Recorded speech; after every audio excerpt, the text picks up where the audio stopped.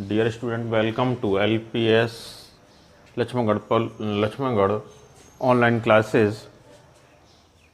आज हम class 10th के जो चैप्टर है वाटर रिसोर्सेज उसके बारे में डिस्कशन करेंगे, उसके बारे में समझेंगे।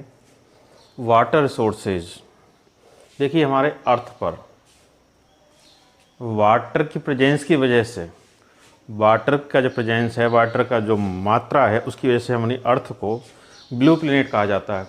क्या कहते हैं इसको? Blue planet, because of water. तो समझिए वाटर का डिस्ट्रीब्यूशन कैसा है, वाटर की रिक्वायरमेंट कैसे पूरी होती है, डिस्ट्रीब्यूशन कैसा है। क्योंकि एक बहुत इम्पॉर्टेंट सोर्स है वाटर, ये वो हमारा प्लेनेट है, उस पर सारी एक्टिविटीज़ को एनर्जी प्रोवाइड कराता है। यानी जो हमारा अर्थ है उस पर जो भी एक्टिविटीज़ होती हैं, जो भी मूवमेंट होते हैं, उसके लिए एक इम्पॉर्टेंट सोर्स है वाटर।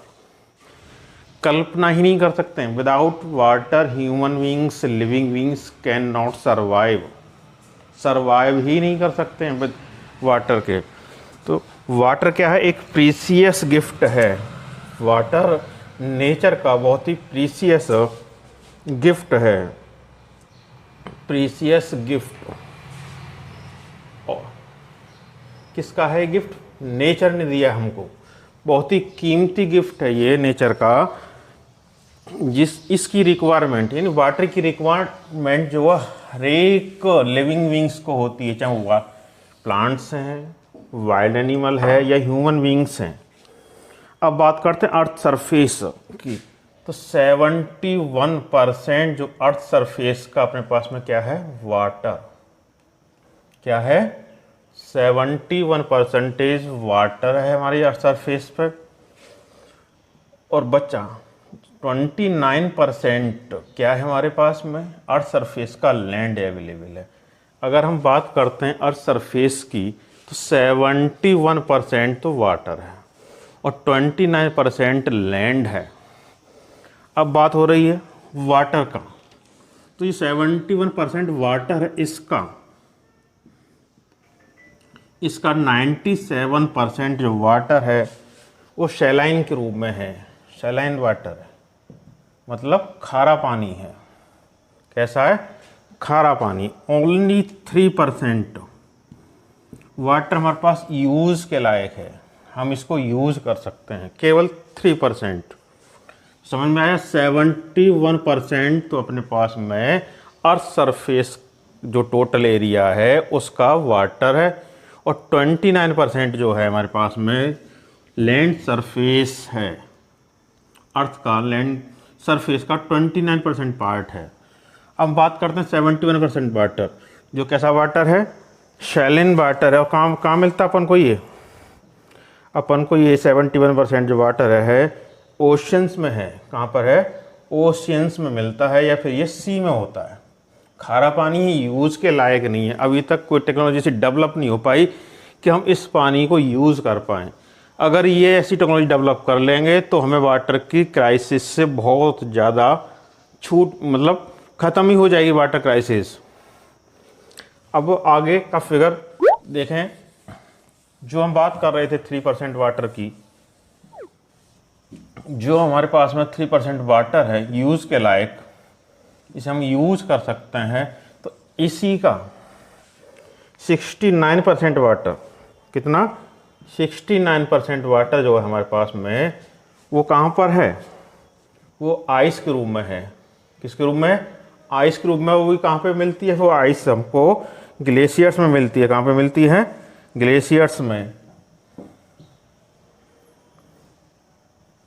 ग्लेशियर्स में है, आइस के रूप में है और ग्लेशियर्स में है। और बाकी बचा 30%। कितना? 30% जो वाटर है वो अंडरग्राउंड वाटर है। कैसा है? Underground water. Underground water. Remaining 1% water, इसका हम यूज़ करते हैं अपने डोमेस्टिक एंड कमर्शियल पर्पज़ में। 1% वाटर, समझना। 69% जो वाटर आइस के रूप में ग्लेशियर्स पे फाउंड होता है, 30% वाटर अंडरग्राउंड के रूप में स्टोरेज है और रिमेनिंग 1% वाटर जो है इसका हम यूज़ करते हैं ड्रिंकिंग पर्पज़ के लिए, और हम इसका यूज़ करते हैं इरिगेशन में। किस में करते हैं? इरिगेशन में, इरिगेशन के लिए। और वेरियस जो इकोनॉमिक एक्टिविटीज़ हैं उन सब में ओनली 1% वाटर का यूज़ होता है। ड्रिंकिंग में करते हैं, डोमेस्टिक यूज हो गया, कमर्शियल यूज हो गया, ठीक है। अगर घर पे यूज़ करें तो डोमेस्टिक यूज़ है, और वो कमर्शियल यानी किसी इंडस्ट्री में, फार्मिंग में यूज़ कर रहे हैं, इकोनॉमिक एक्टिविटीज़ में यूज़ कर रहे हैं तो वो कमर्शियल यूज़ हो गया वाटर का। तो डोमेस्टिक यूज़ भी है 1% में, यानी फ्रेश वाटर हमारे पास केवल 1% है, जिसका हम अलग अलग एक्टिविटीज़ में इस्तेमाल कर लेते हैं। अन्य इंक्रीजिंग हो रहा है पॉपुलेशन में इंक्रीज होने का मतलब है कि इस वाटर पर प्रेशर बढ़ेगा। ड्रिंकिंग के लिए ज़्यादा पानी चाहिए, इरिगेशन के लिए यानी जो एक्स्ट्रा पॉपुलेशन है उनको भोजन प्रोवाइड कराने के लिए उनके लिए फार्मिंग करनी पड़ेगी, तो इरिगेशन में ज़्यादा लोड पड़ेगा। फिर उन लोगों के लिए हमें इकोनॉमिक एक्टिविटीज़ भी ज़्यादा करनी पड़ेंगी, तो उसलिए इसी सोर्स पर ज़्यादा लोड पड़ेगा। यानी जो बहुत स्मॉल प्रपोर्शन है, स्मॉल रेशियो है 1%, जो फ्रेश वाटर कहते हैं हम जिसका हम यूज़ करते हैं ड्रिंकिंग में, इरिगेशन में, और दूसरी जो इकोनॉमिक एक्टिविटीज़ हैं उनमें ये 1% वाटर यूज़ हो रहा है।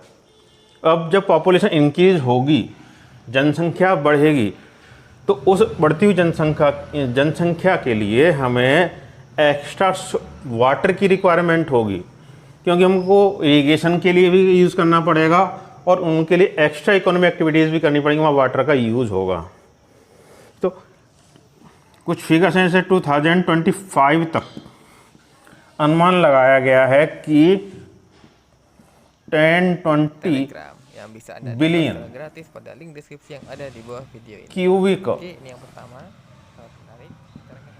क्यूबिक वाटर की रिक्वायरमेंट होगी, ठीक है। इतना पानी एक्स्ट्रा चाहिएगा, ये रिक्वायरमेंट बन रही है 2025 की, ऐसी बात की जा रही है साइंटिस्टों के द्वारा। कैसे पूर्ति होगी? देखिए, पॉपुलेशन में इंक्रीजमेंट हो रहा है, तो उसकी वजह से हमको एक्स्ट्रा वाटर की रिक्वायरमेंट है, और इल इफेक्ट है किसका? इल इफेक्ट है ग्लोबल वार्मिंग का, यानी बुरा प्रभाव पड़ रहा है ग्लोबल वार्मिंग से। तो हमको रिक्वायर है, प्रेजेंट टाइम में नीड है, हावर की समय की मांग है कि हम क्या करें, वाटर को सेफ रखें, वाटर को सेव करके भी रखें, वाटर को पॉल्यूटेड ना होने दें, ठीक है, पॉल्यूट ना होने दें, उसे सेफ रखें फ्यूचर के लिए। क्योंकि वाटर नहीं है, पानी नहीं है, तो सब कुछ भी नहीं है, जीवन ही नहीं है इस प्लेनेट पर। और जो हमारा सोलर सिस्टम है उस पर केवल 1 प्लेनेट यानी हमारी अर्थ ही ऐसा प्लेनेट है जहाँ पर वाटर अवेलेबल है, और जीवन इसी की वजह से है। जो अर्थ पर लाइफ है वो वाटर की वजह से है। तो हमें रिक्वायर है प्रेजेंट टाइम में वाटर कंजर्वेशन की। किसकी? वाटर कंजर्वेशन की। इसके लिए हमें क्या करना पड़ेगा? प्रॉपर तरीके से वाटर मैनेज करना पड़ेगा, वाटर मैनेजमेंट स्टार्ट करना पड़ेगा। तो आफ्टर इंडिपेंडेंस गवर्नमेंट ने इसमें बहुत काम भी किया, ध्यान भी दिया है। तो हम बात करते हैं वाटर मैनेजमेंट की। किसकी बात करेंगे? वाटर मैनेजमेंट होता क्या है, ये क्या चीज़ है, ये बहुत इंपॉर्टेंट है, क्वेश्चन बन के आ सकता है। मैनेजमेंट, वाटर मैनेजमेंट क्या है, किसको कहेंगे? तो वाटर मैनेजमेंट रेफर करता है, इट refers to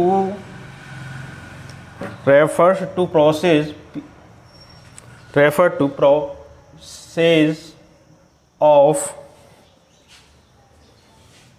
मेकिंग। ध्यान दीजिए, जो वाटर मैनेजमेंट है वो रेफर करता ऐसी प्रोसेस को, प्रोसेस ऑफ मेकिंग अरेंजमेंट। क्या करना है हमको? अरेंज करना है, arrange Telegram yang bisa Arrangement. Anda gratis pada link deskripsi yang ada di bawah video ini. देखिए बात चल रही थी वाटर मैनेजमेंट की कि it refer to process of making arrangement for, किसके लिए अरेंजमेंट करना है, सेंस फॉर सेंसेबल, कैसा यूज करना है अपन को, सेंसिबल यूज, यानी प्रॉपर तरीका वाटर के यूज करने का, सेंसेबल यूज, उचित use, sensible use, conservation,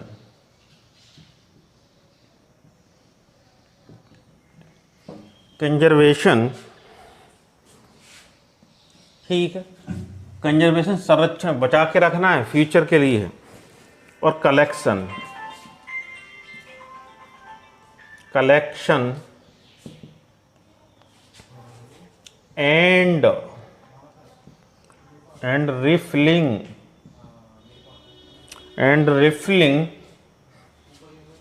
of water,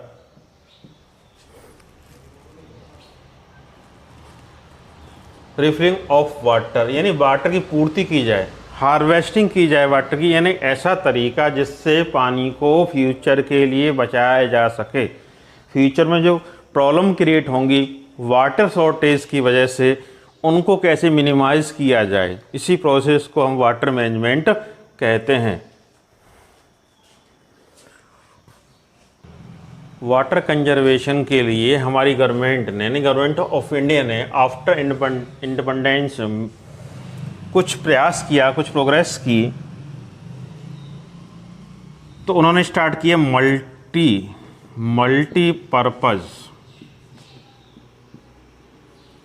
multipurpose project,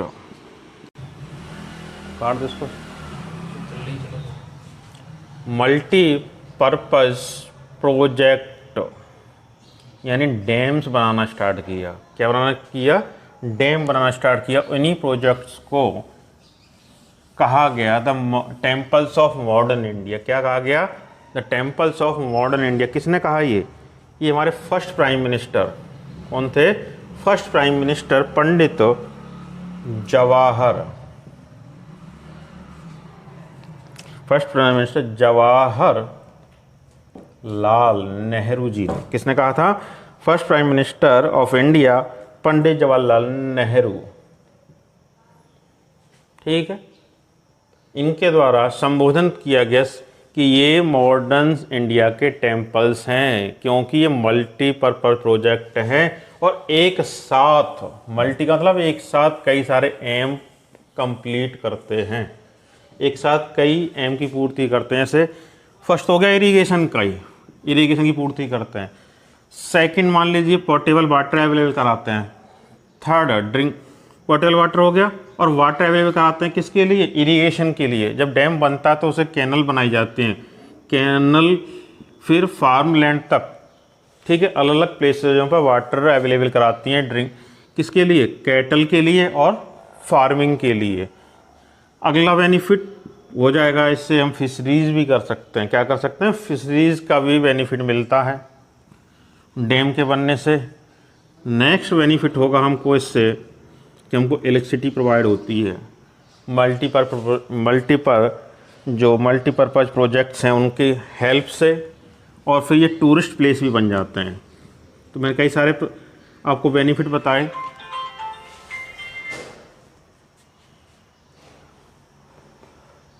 multiple जो प्रोजेक्ट हैं, मल्टीपर्पज़ जो प्रोजेक्ट्स हैं उनका एम देखिए, पोर्टेबल वाटर प्रोवाइड कराना, ठीक है, ड्रिंकिंग यूज़ के लिए, कमर्शियल यूज़ के लिए भी, फार्मिंग लैंड के लिए भी यूज़ कराते हैं, और जो फिशरीज कर सकते हैं, इलेक्ट्रिसिटी जनरेट कर सकते हैं वहाँ पर, वो places as a tourist place famous हो जाते हैं। तो कई सारे एक साथ कई एम कंप्लीट कर रहे हैं ये प्रोजेक्ट्स, तो मल्टीपल प्रोजेक्ट कहलाते हैं, ठीक है। और फिर हम ये प्रोजेक्ट जो होते हैं वो 2 टाइप्स के होते हैं। कितने टाइप के होते हैं, मल्टीपर्पज जो प्रोजेक्ट होते हैं वो 2 टाइप के होते हैं। कितने टाइप के होते हैं, 2 टाइप के। पहला हो जाएगा सेंट्रल गवर्नमेंट के द्वारा रन किए गए, ठीक है, और सेकंड हो जाएगा यहाँ पर स्टेट गवर्नमेंट इनको रन करती है। कौन सी गवर्नमेंट? स्टेट गवर्नमेंट रन करती है। ठीक है। जो मल्टीपर्पज़ प्रोजेक्ट्स होते हैं वो सेंट्रल गवर्नमेंट के द्वारा भी रन होते हैं, वो स्टेट गवर्नमेंट के द्वारा भी रन हो किए जाते हैं, ऑपरेट किए जाते हैं। स्टेट गवर्नमेंट में इतना होता है कि स्टेट कभी सिंगली ही इसको डेवलप करती, कभी कभी 2-3 स्टेट्स मिलके डेवलप करते हैं अपने बेनिफिट के लिए मल्टीपर्पज़ प्रोजेक्ट्स को। इनको हम डैम भी कह सकते हैं। ठीक है। तो इनका बेनिफिट मिलता है। अब देखें कौन कौन से सेंट्रल गवर्नमेंट ने हमारे यहाँ पर कौन कौन से रन कर रखे हैं प्रोजेक्ट्स, उनकी बात करेंगे अब।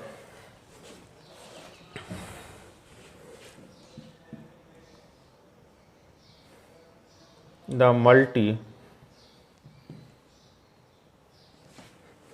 मल्टीपर्पज़, जो मल्टीपर्पज़ प्रोजेक्ट्स हैं सेंट्रल गवर्नमेंट ने रन कर रखे हैं,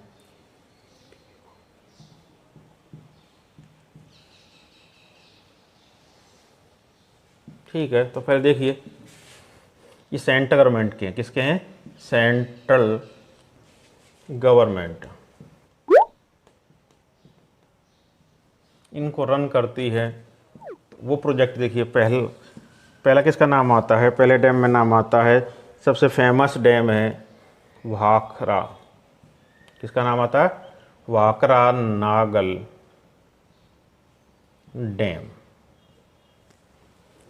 वर्ल्ड का बिगेस्ट ग्रेव्स टिल डैम या स्ट्रेट डैम, पूरे वर्ल्ड में सबसे ऊंचा डैम भाखरा नागल डैम। ठीक है। आगे बात की जाए जो गवर्नमेंट द्वारा रन है, रिहंद डैम। कौन सा? रिहंद।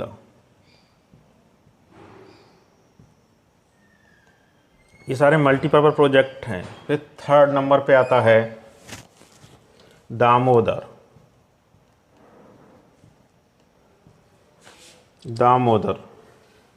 प्रोजेक्ट या डैम।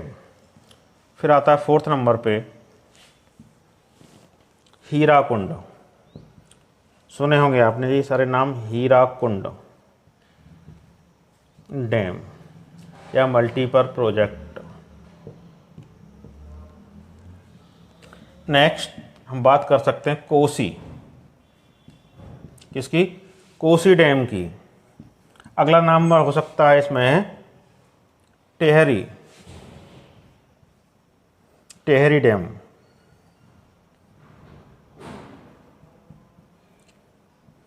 ये गंगा पे बना हुआ उत्तराखंड में।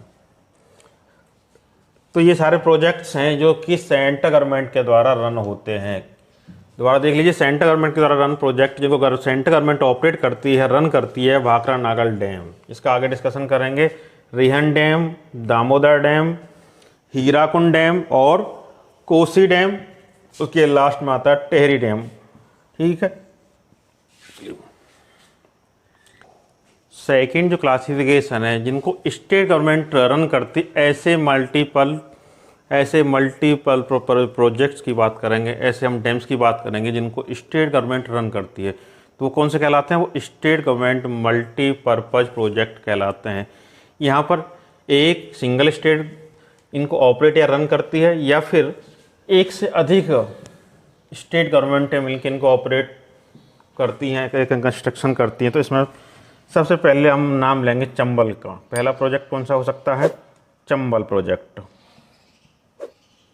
कौन सा प्रोजेक्ट है पहला? चंबल प्रोजेक्ट। और ये प्रोजेक्ट किस गवर्नमेंट का है? तो ये एमपी यानी मध्य प्रदेश। ठीक है। और अगला Rajasthan and MP and Rajasthan. ध्यान देना, पूछ सकता है बोर्ड में। चंबल प्रोजेक्ट है जो, ठीक है, चंबल डैम जो है एमपी गवर्नमेंट का और राजस्थान गवर्नमेंट का जॉइंट प्रोजेक्ट है। ठीक है। फिर सेकंड नंबर पे आ जाएगा नागार्जुना। जी नागा अर्जुना डैम। नागार्जुना डैम ये आंध्र प्रदेश यानी एपी, आंध्र प्रदेश का प्रोजेक्ट है ये। फिर थर्ड नंबर पे आता है तुंगभद्रा, तुंगभद्रा, तुंगभद्रा। ये पूछा था लास्ट ईयर बोर्ड में कि किस स्टेट गवर्नमेंट का ये प्रोजेक्ट है। तुंगभद्रा प्रोजेक्ट जो है एपी, ध्यान देना, एपी यानी आंध्र प्रदेश गवर्नमेंट प्लस कर्नाटका। किसका है? कर्नाटका, कर्नाटका। ये एग्जाम में लास्ट ईयर पूछा गया था कि तुंगभद्रा प्रोजेक्ट किस किस गवर्नमेंट के द्वारा ऑपरेट या रन होता है, तो उसमें आंध्र प्रदेश और कर्नाटका का नाम आएगा। ऐसे ही अगला प्रोजेक्ट है जो देखिए सरदार सरोवर प्रोजेक्ट। कौन सा है? Sardar Sarovar project, Sardar Sarovar,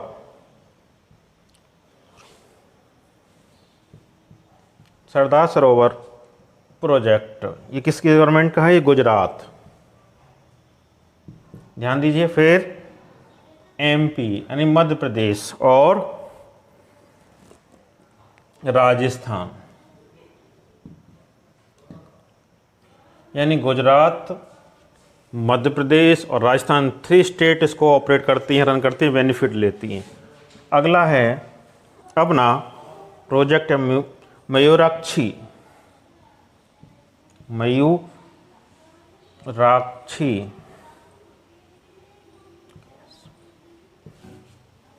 Mayurakshi project. तो ये है आंध्र प्रदेश, सॉरी ये वेस्ट बंगाल में है। कहाँ पर है? वेस्ट बंगाल।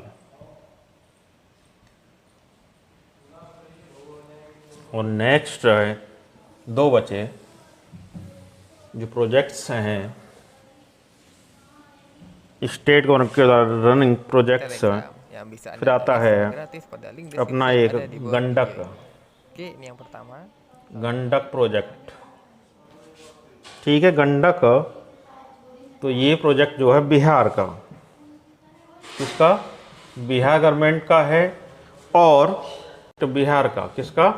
बिहार गवर्नमेंट का और यूपी गवर्नमेंट का, ये दोनों के जॉइंट वेंचर हैं, जॉइंट प्रोजेक्ट्स हैं। तो अब बात हो रही थी आपसे स्टेट गवर्नमेंट और सेंट्रल गवर्नमेंट द्वारा ऑपरेट होने वाले प्रोजेक्टों की। ठीक है, तो मैंने आपको बताया सेंट्रल गवर्नमेंट कौन कौन से प्रोजेक्ट रन करती है। तो उसमें से पहला नाम था, देखिए अब कंप्लीट डिस्कशन करेंगे जो सेंट्रल गवर्नमेंट के द्वारा रन होने वाले प्रोजेक्ट्स हैं उनके बारे में जानेंगे। ठीक है, तो उसमें पहला हमने आपको लिखाया था, पहला बताया गया था, वो था भाखड़ा नागल प्रोजेक्ट। इसका डिस्कशन हम अगले वीडियो में करेंगे, अगले टाइम पे करेंगे इस। ठीक है ना, ये भाखड़ा नागल जो प्रोजेक्ट्स है इसके बारे में डिटेल में पढ़ा जाएगा, पूरा कंप्लीट किया जाएगा। इससे क्वेश्चन बन के आ सकता है, what do know about Bhakra Nangal project, क्या जानते हैं आप इसके बारे में, डिटेल में बताइए। तो इसका डिस्कशन हम फिर नेक्स्ट वीडियो होगा उसमें करेंगे। और ये प्रोजेक्ट जो है सेंट्रल गवर्नमेंट के द्वारा रन होने वाले प्रोजेक्टों की बात हो रही है। इसके बाद हम इसी में दामोदर वैली प्रोजेक्ट को भी स्टडी करेंगे। ठीक है, 2 प्रोजेक्ट हैं ये, पहले भाखड़ा नागल प्रोजेक्ट और उसके बाद में दामोदर वैली प्रोजेक्ट्स। ठीक है, देखिए सेंट्रल गवर्नमेंट द्वारा रन होने वाले प्रोजेक्ट जो हमको डिटेल में लर्न करने, डिटेल में इनका डिस्कशन करना है, डिटेल में ये हमसे पूछ सकता है बोर्ड में। तो पहला है भाखड़ा नागल डैम, इसके बारे में जानेंगे। सेकंड जो डैम होगा इसके बारे में जानना पड़ेगा, वो है दामोदर वैली प्रोजेक्ट। ठीक है, भाखड़ा नागल प्रोजेक्ट ये इसको, फिर इसके बाद में सेकंड नंबर पे आएगा दामोदर वैली प्रोजेक्ट, उसके बाद में आएगा हीराकुंड प्रोजेक्ट। इनके बारे में डिटेल में जो हम इन्फॉर्मेशन लेंगे, डिटेल में जानेंगे, वो नेक्स्ट वीडियो में आपको बताया जाएगा। ठीक है, जब तक जो बताया उसको आप लर्न करें, ध्यान से देखें।